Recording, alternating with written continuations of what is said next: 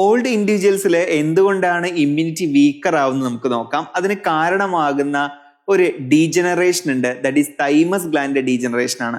നമുക്ക് നോക്കാം എങ്ങനെയാണ് അതിന്റെ ലൊക്കേഷൻ, അത് ഹോർമോൺസ് പ്രൊഡ്യൂസ് ചെയ്യുന്ന ഏതൊക്കെ നോക്കാം.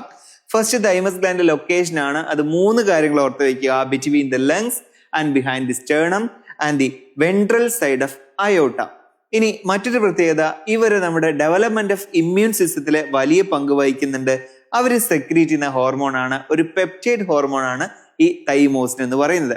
അതിന്റെ പ്രത്യേകത എന്താണെന്ന് വെച്ചാൽ അത് ഡിഫറൻസിയേഷൻ ഓഫ് ടി ലിംഫോസൈറ്റിനെ സഹായിക്കുന്നുണ്ട്. അതുവഴി സെൽ മീഡിയേറ്റഡ് ഇമ്മ്യൂണിറ്റി പ്രൊവൈഡ് ചെയ്യുന്നുണ്ട്.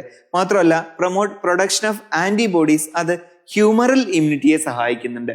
ഇനി ഗ്രാജുവലി ഓൾഡ് ഇൻഡിവിജ്വൽസില് ഈ തൈമസ് ഗ്ലാൻഡ് ഡീജനറേറ്റ് ചെയ്യുകയും തൈമോസിന്റെ അളവ് കുറയുകയും ചെയ്യും. അതുകൊണ്ടാണ് immune response in old individuals വീക്കായി മാറുന്നത്.